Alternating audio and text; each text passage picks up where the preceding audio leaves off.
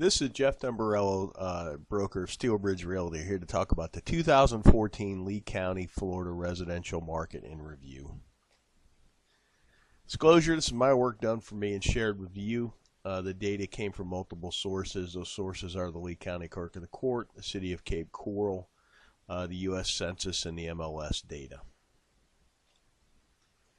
About us, we're a licensed real estate brokerage. We use cutting-edge marketing techniques to offer solutions in today's challenging environment. Our group of professionals have decades of experience. And whether you're buying or selling a home, hire someone like us. We want to earn your business. We invite you to contact us. We will be happy to assist you with this important transaction.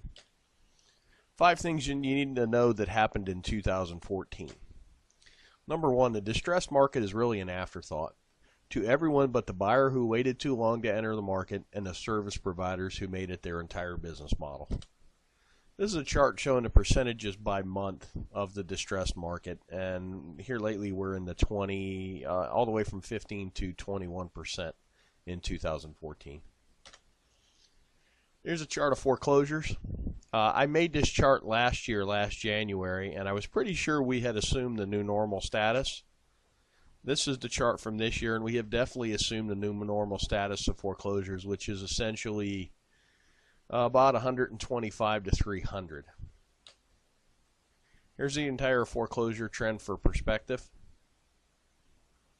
This was the second bump. I think a lot of people thought it was going to resemble this as another second wave. Supplying new inventory is one of the market's biggest challenges. Rising prices will induce some sellers to trade out. But then you got to question where you're going to go if you sold your home, and remember you're going to have to buy into the same market. And if you're an investor, you got to ask yourself, what are you going to do with the money? New construction is the answer to the inventory problem.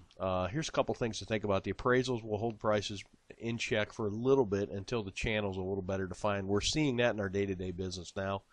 Interest rates are still very low, which makes homes affordable.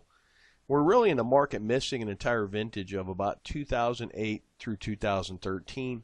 Land is still historically cheap for now, and here's some perspective on the land prices. This is all lots, all lot types in Cape Coral, average and median price. When you're looking at the last cycle, you really don't get what's going on in this cycle. So when I take the shorter view of just this cycle, the Cape lot market is recovering pretty well.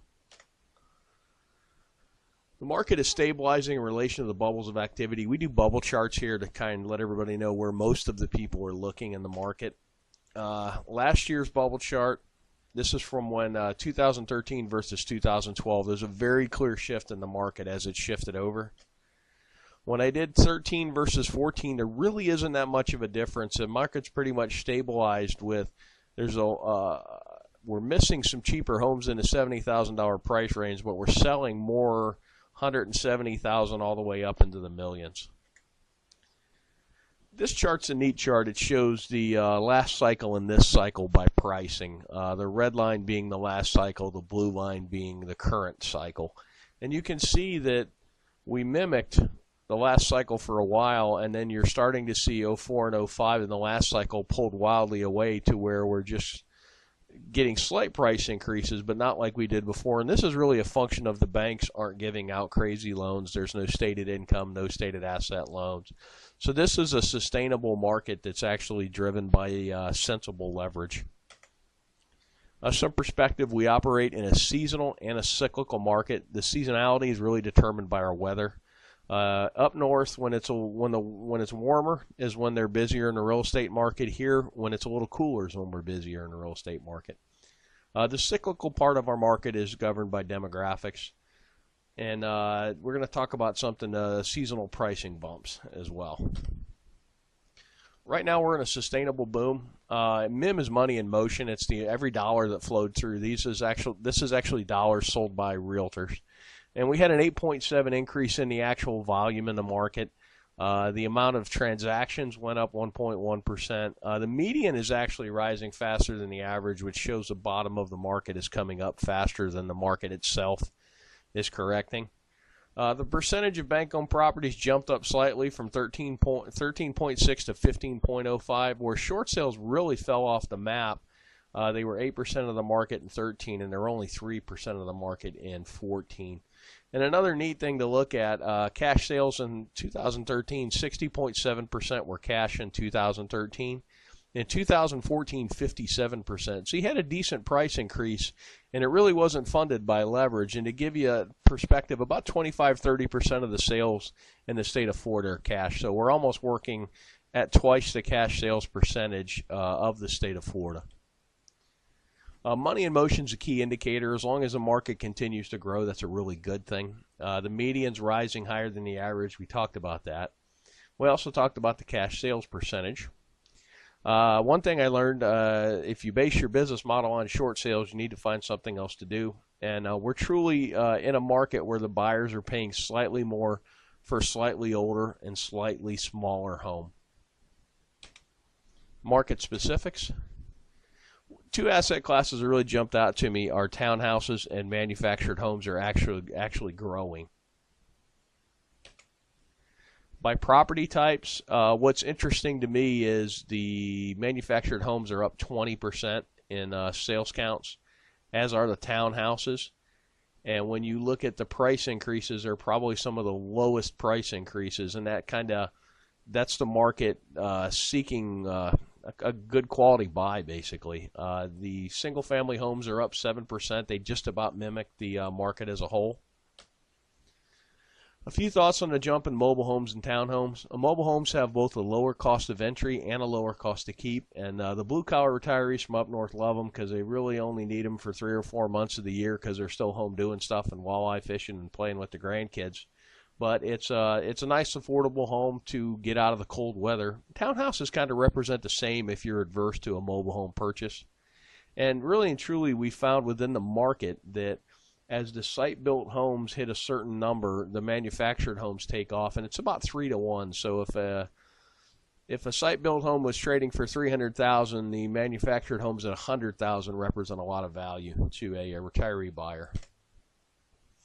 This is kind of what happened by city. 2014, what happened by city. And just a year-over-year difference. Punta Gorda's really burnt store, up 15%. That's pretty good. Lehigh Acres up 13%. And when I look down, Captiva's up 27%, which is pretty impressive. Things to watch in 2015.